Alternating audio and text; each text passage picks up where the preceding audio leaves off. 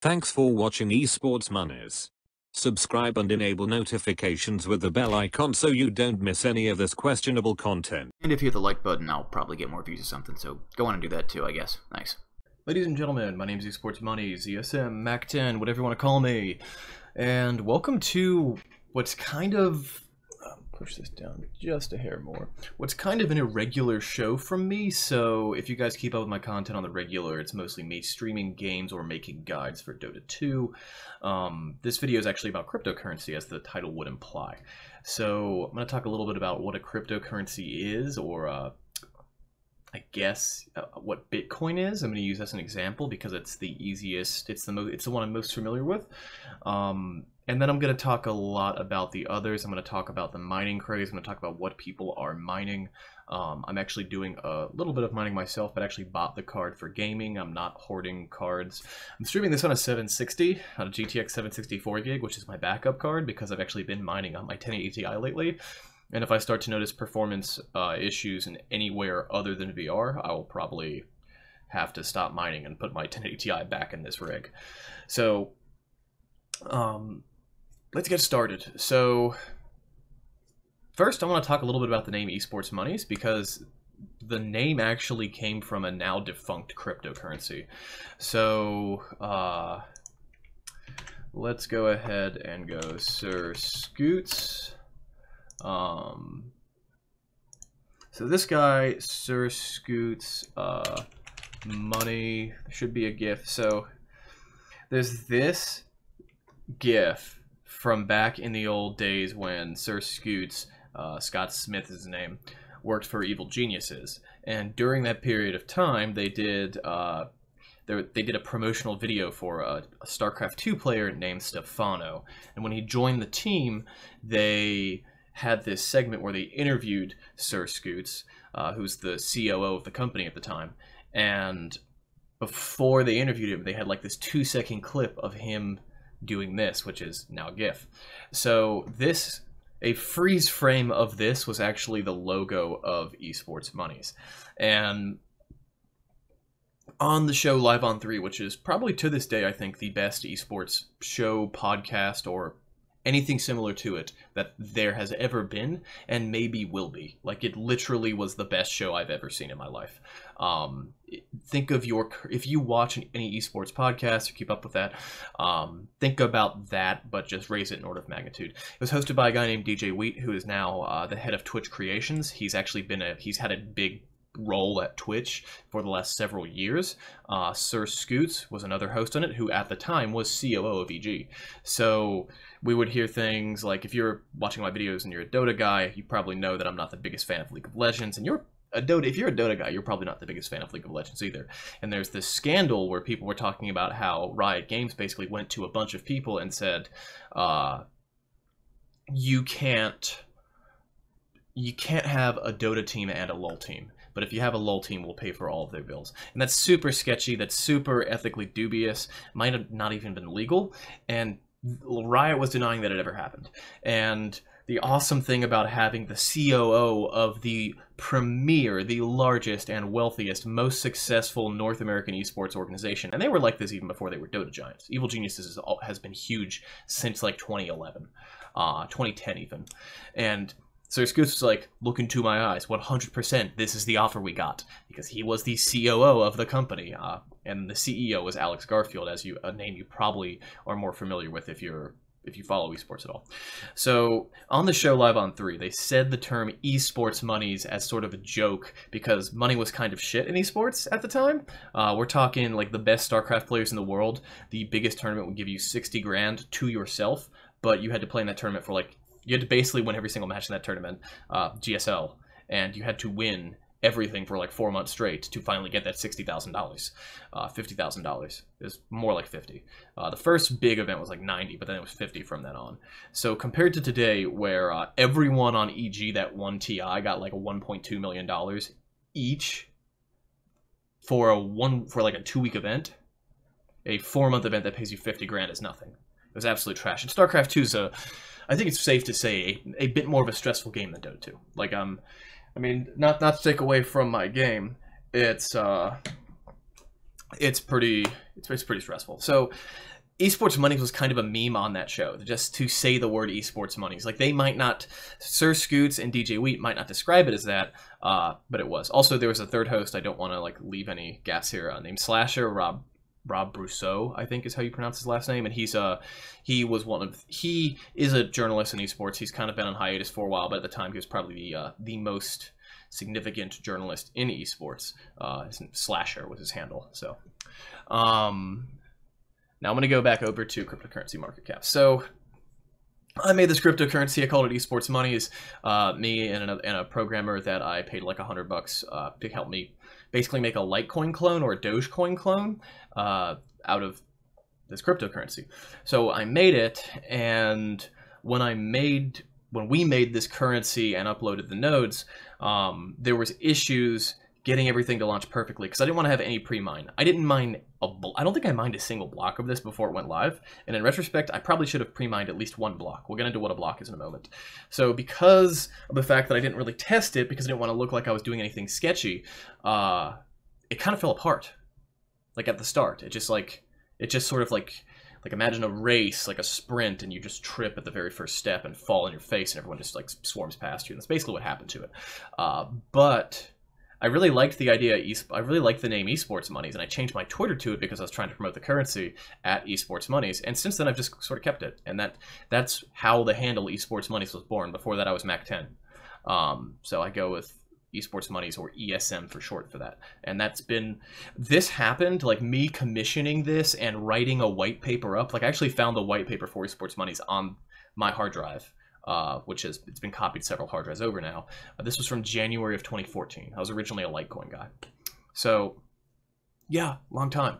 So what is a cryptocurrency, and how to invest in it, and what to look out for, and what to definitely not spend your money on.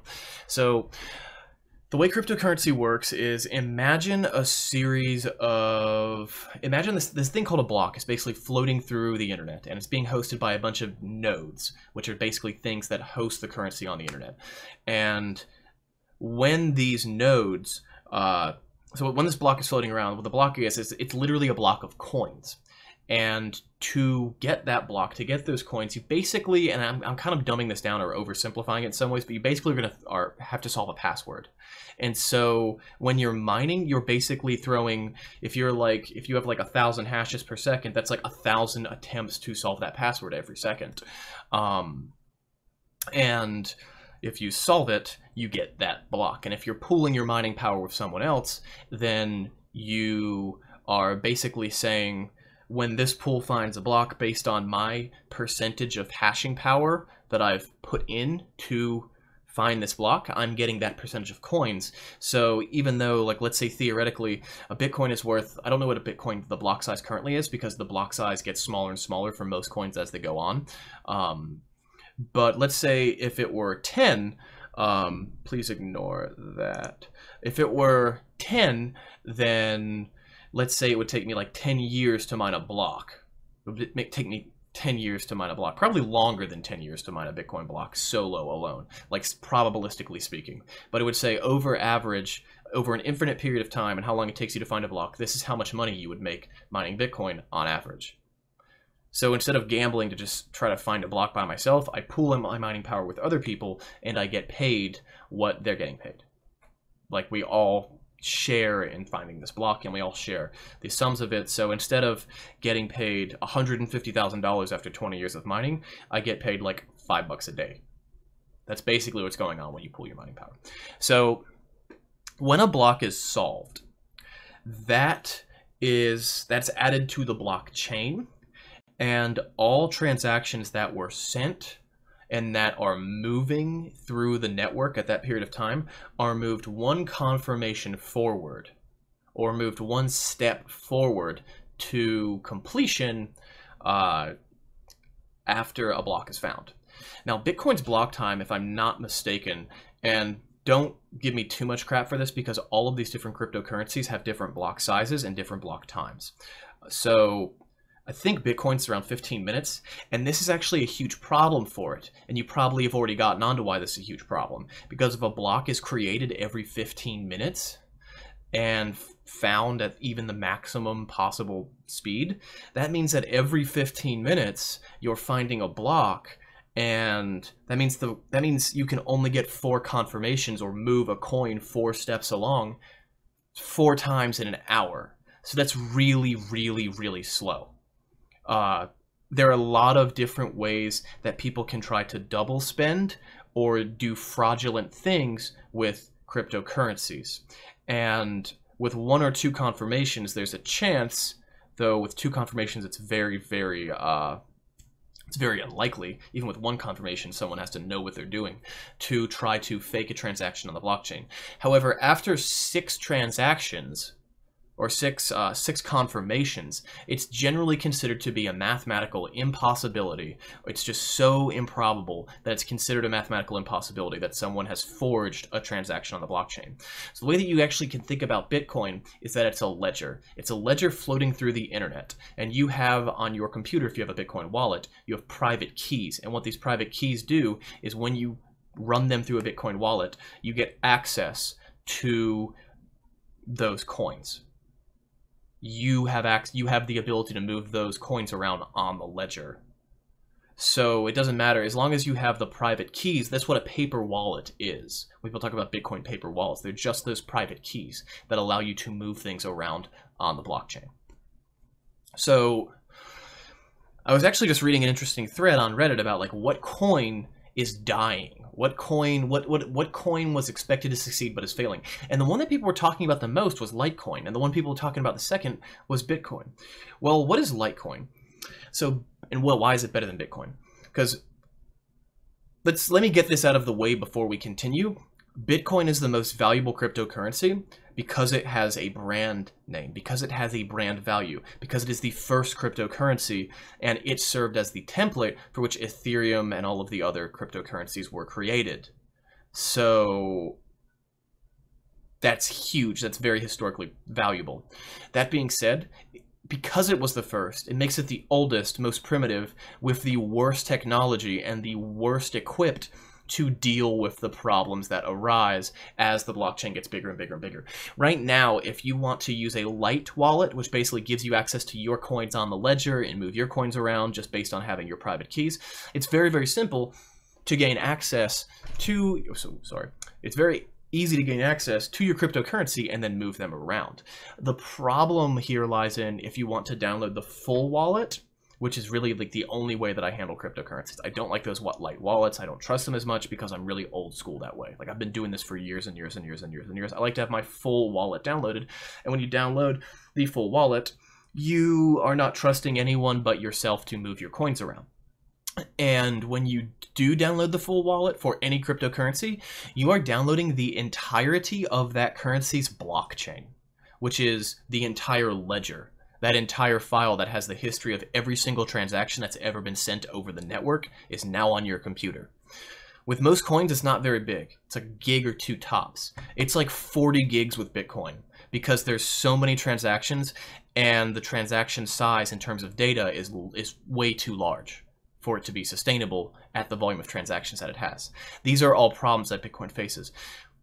Bitcoin also uses an algorithm, the hashing algorithm, the one where you solve blocks and move the blockchain along, is called SHA or SHA-256. I couldn't tell you where it got the name from. Actually, I could, but I'm not going to. It's not relevant. So with this hashing algorithm, you have the ability to, and it's only a matter of time, because originally Bitcoin was only mineable by CPUs. Then people figured out, oh, I can use my GPU. That's pretty cool. But more important than that, people they realized we can make these things called ASICs, which are basically little boxes, like little pieces of computer hardware you plug in through a USB port, you plug in through an Ethernet port, and all they do is mine Bitcoin. They're like 800 watt things, and if you were one of the first people that got them, like suddenly you can get like 80 Bitcoin in a day, which is huge. Like you printed money. Then there was Script. So Script is what Litecoin was based on, but Litecoin was not the first Script currency. The Script algorithm is a little bit different from SHA-256. It's a little bit faster, and it also requires more RAM to mine with.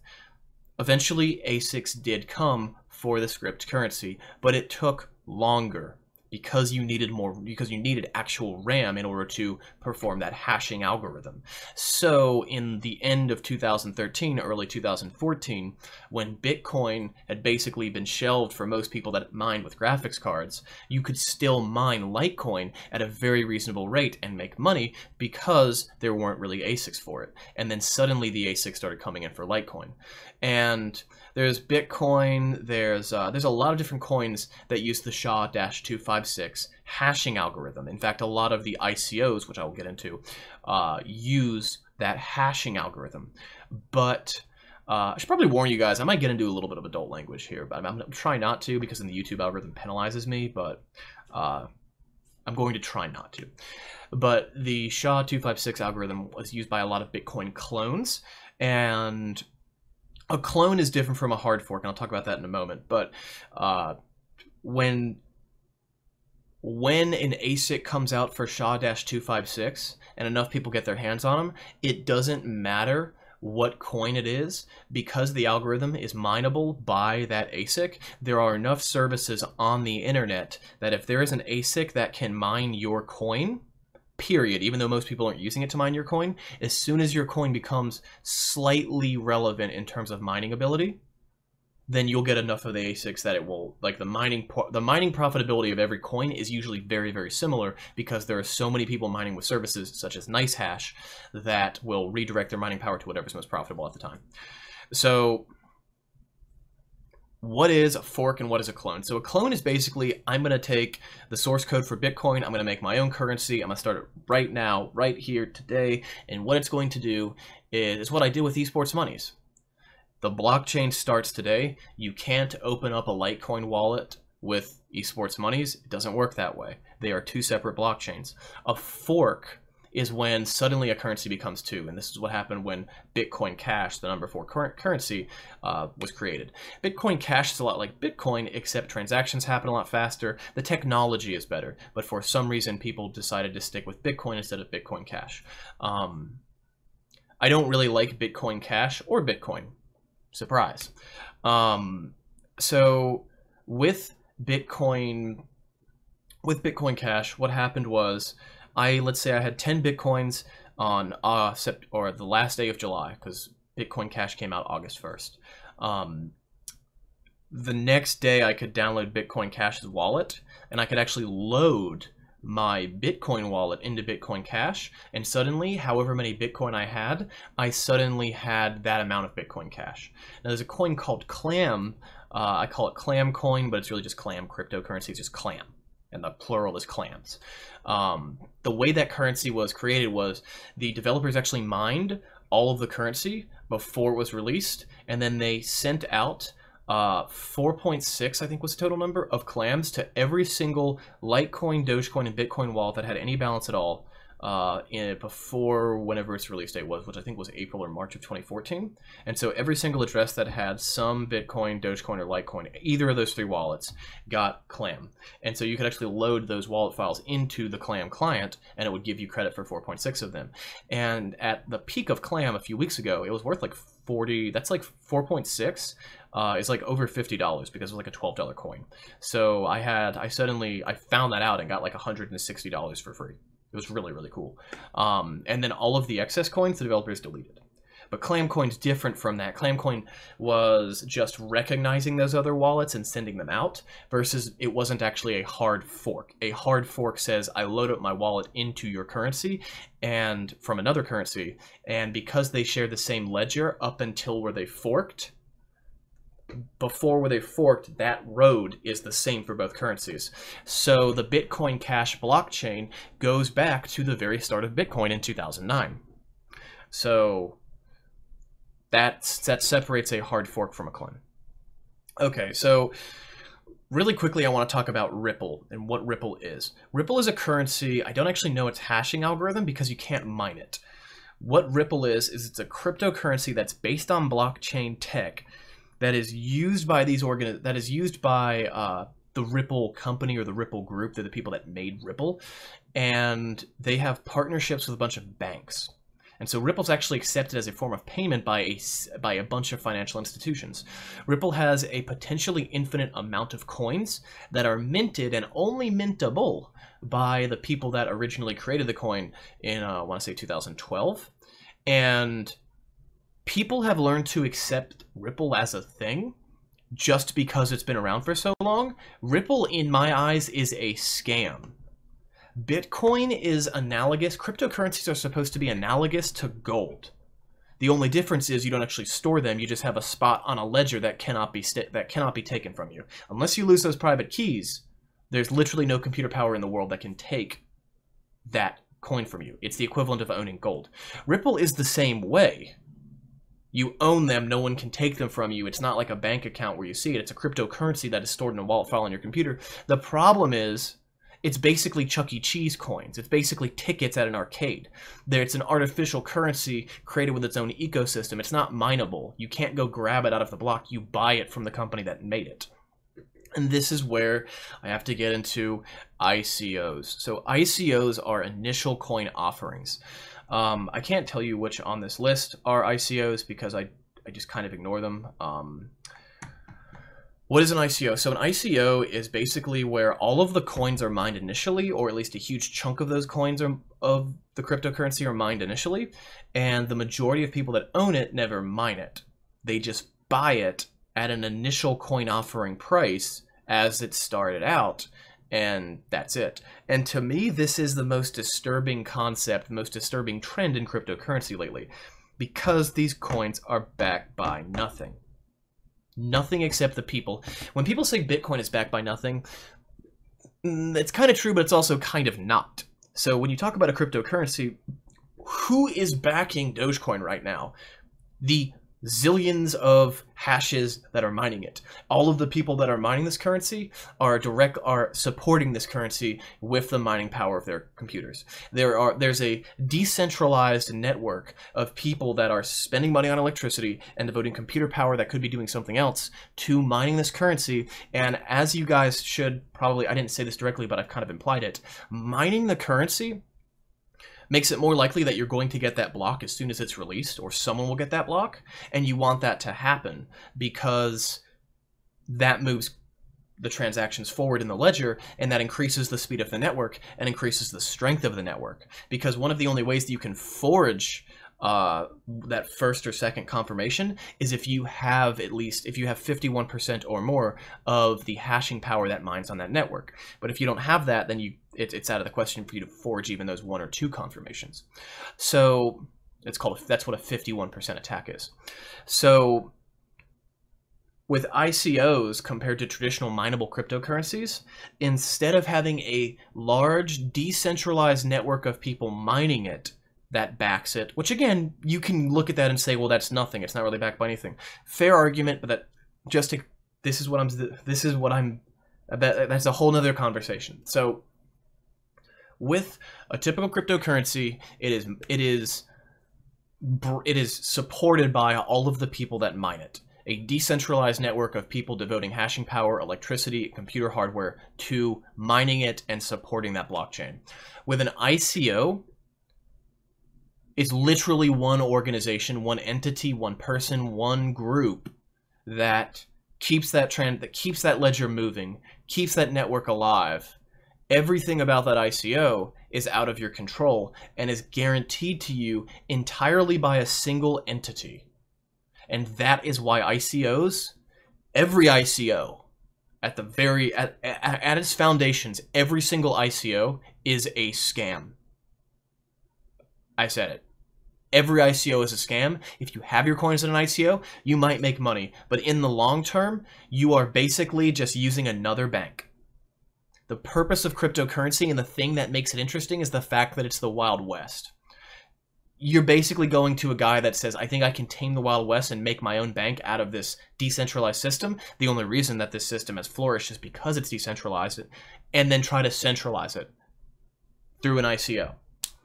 Stay away from them.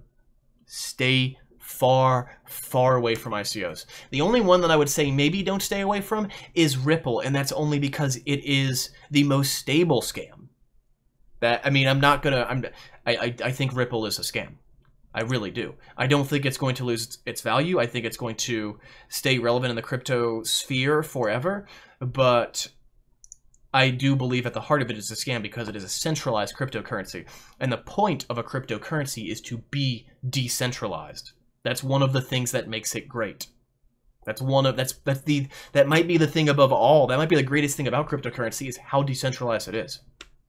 And when you go into an ICO, when you go into a currency that's basically trying to be the fun bucks or the fun money of another organization, you are centralizing this currency.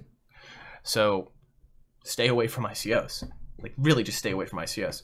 So a couple of other questions that you might be wondering. So what is Dogecoin? Dogecoin is a clone of Litecoin. Dogecoin has probably the most amazing community of... Oh yeah, and let me get this out of the way. Full disclosure. I'm going to actually open up my portfolio and tell you what I'm hedging my bets on right now. So what coins I actually hold. And this isn't to tell you guys what to invest in. Don't follow my investment advice. I'm an idiot. But I'm just trying to tell you what I have coins in so that you guys don't think I'm some kind of shill. Because I'm not shilling the coins that I have money in. So I have between $100 and $200 in Megacoin, Quark, Intense Coin, WorldCoin. I'm mining Turtle Coin. Yeah, yes, it's as funny as you think it is. And then I've got like $2.50 in digital coin. So I'm not going to shill any of those coins. They're all speculative. Like, literally, that's all they are. But I still would rather have a speculative investment of something that is decentralized, something that is mine and only backed by the people mining it, than something that is literally just made up, pulled out of somebody's ass and backed only by him, which is what BitConnect was. That's how things like BitConnect occur. So you guys got that out of the way. So Dogecoin is a currency that I actually held what would be the equivalent of $30,000 to $60,000 worth of until about 10 months ago, where I sold it all for $500 to build the computer that I'm broadcasting to you from now. Wow. Yeah, no, I took a pretty big you know what? I sold 800 Litecoin. You can see Litecoin's currently worth $180. I sold 800 for $5 a pop in fall 2013. So I mean, I've already made. I am an idiot. I've already made peace with being an idiot. I still think cryptocurrency is cool despite being an idiot and getting burned. I've made money. I mined all of that Dogecoin, and I bought all of that Litecoin at a lower price, or I mined it. So all of this was profitable for me. Just not massively profitable like it could have been if I weren't a complete idiot. So I'm still an advocate for this. Anyway, Dogecoin was a clone of Litecoin that had a much larger number of coins.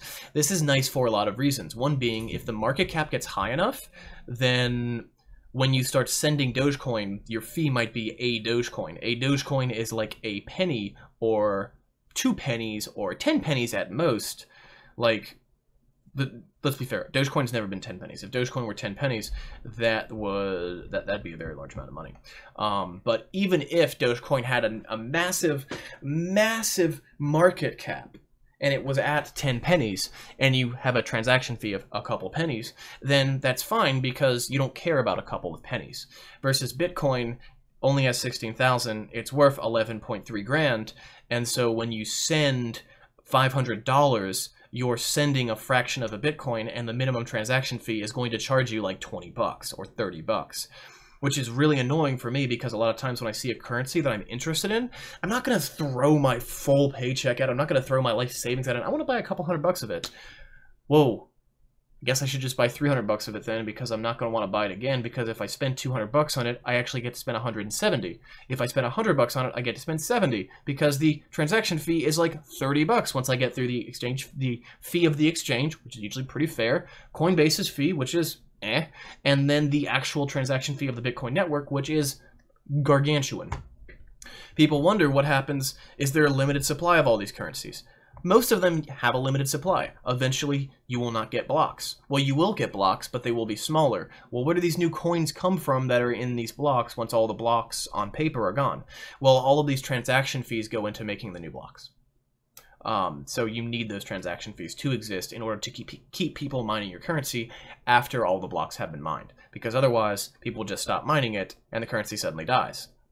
The people mining it would be doing so out of basically charity to keep the network going. So there's always a reason to mine. So that's what Dogecoin is. Dogecoin was essentially founded by the people in late 2013 that said, I got into cryptocurrency too late, and I want to be a part of this, and I will not lose. I will not be burned by this. I will not fail.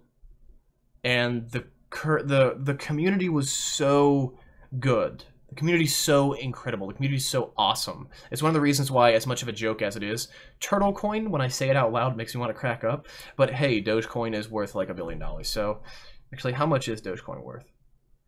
Yeah, almost $1 billion. We're at like 800 mil. So actually, well, I don't know why I say we. I have like half a Dogecoin. But yeah, so Dogecoin's worth a very, very large amount of money. So one of the reasons I like Turtlecoin is because the community reminds me a lot of the early days of Dogecoin. So that's what Doge is. That's why people talk about Doge. Is Doge a scam? Not really, no. What is Monero? So Monero is really, really, really cool for a lot of reasons. Monero is something where Turtlecoin is like Dogecoin, but instead of being a copy of Litecoin, it's a copy of Monero. Monero is cool for two reasons. One reason is in Bitcoin, if you send me a transaction, I can actually look up your address. I can look up your Bitcoin address, and I can figure out exactly how much Bitcoin you have. The ledger is public. I can't change the ledger unless I have the private keys to a specific address, but the ledger is public. Monero, the ledger is private. You can't actually see any of the transactions on the network. You can see the transactions, but you can't see to and from. You can't see where they're going. So the actual ledger is private. This is a huge problem for exchanges, because exchanges have to say, because you can attach little private messages of like a kilobyte or something to transactions moving through blockchains. Bitcoin can do this, Monero can do this, Litecoin they can all do this. I assume they all can do this because if Bitcoin can do this, they all should be able to do this because Bitcoin is the worst and most primitive of all the cryptocurrencies. So when you send Monero to an exchange, you actually get an address from the exchange to send it to, and then you also get a code to send as a message. And the reason you get that code to send as a message is so that it knows it's from you. Because normally you just get an address and that's it. With Monero, they need to identify, they need some way to identify where the currency came from, and so they give you that code. This is also a huge problem for exchanges because Bitcoin exchanges such as Cryptopia, which is probably, I think Cryptopia is currently my favorite. I like a few others, but Cryptopia is probably my favorite because they have so many altcoins, and I love altcoins. I think altcoins are cool. Altcoins being any coin that's not Bitcoin, alternative cryptocurrencies. So I really like them, but it's really a challenge when you pick up coins like Monero. Oh yeah, I also have a bunch of Intense Coin. I think I said that earlier, because Intense Coin is also a clone of Monero. So when you are an exchange and you list this, one of your concerns is, am I going to get fucked by, I just cursed, I'm going to lose monetization. Am I going to get in trouble by people sending this currency to me and then claiming that it never showed up? Because I have no way to, if you are an exchange, you look at that and go, I have no way to prove that I'm innocent, and they have no way to prove that I'm guilty. Everything is shrouded by the fact that there's no public ledger. So that is a really big, that's like it's the biggest problem and the biggest benefit of a coin like Monero.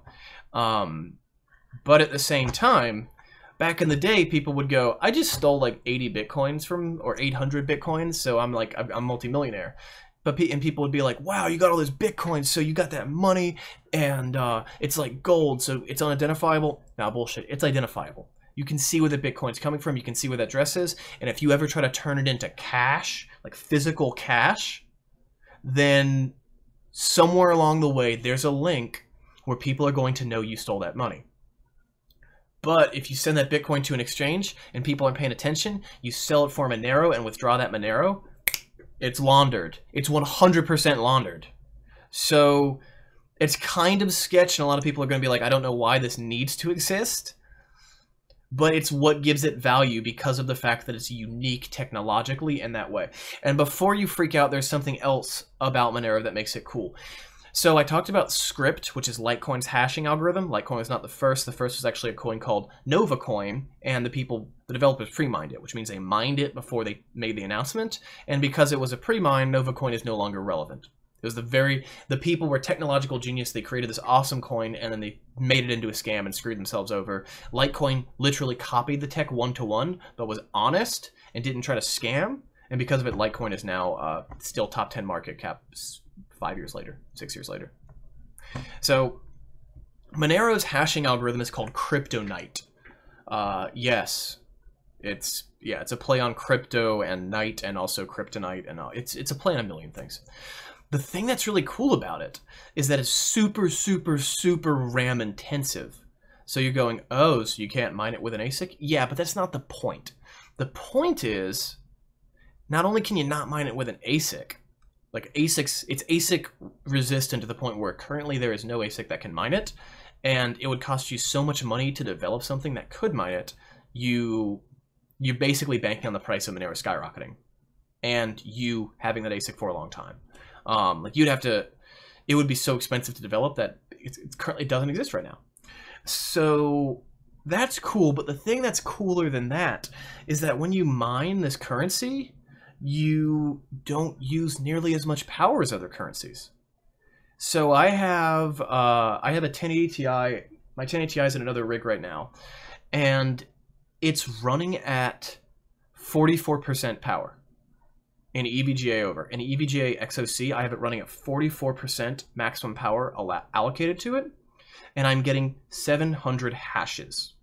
That's my hash rate. That's the rate at which I mine. If I have this thing overclocked at 800 megahertz over the norm, if I have the best overclock settings and full power allocated to it, I can get around 1,000 at over double the power use. So as I turn the power down, doesn't seem to matter. I can mine Cryptonite coins like Monero on my computer, and I can get 500 hashes if I turn everything up to the max, or I can turn 2 of my 16 threads on 2 cores, give them access to 100% cache, just use it whenever anything else is not, and I can get 300 hashes per second off of only 2 of my 16 threads, and 300 when I'm running at almost no power usage. I don't see the temperatures of my case rise at all. Or if I turn on all cylinders, I less than double it, and I am increasing my power usage 8-fold.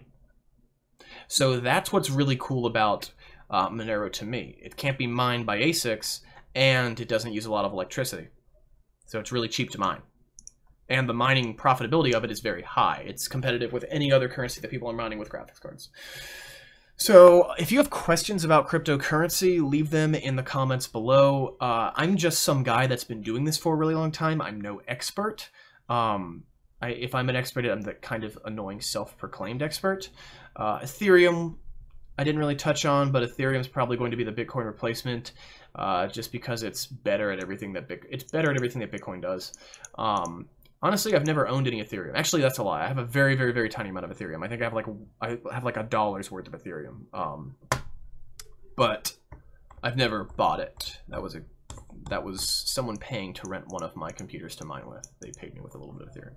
So thank you guys so much for watching. Might stream some Dark Souls tonight. But anyway, I'll see you guys around, and should tag this with the intro because I don't really want to put this 40-minute video through DaVinci Resolve. We'll see. If you see some crazy editing, you know what happened. Bye, guys.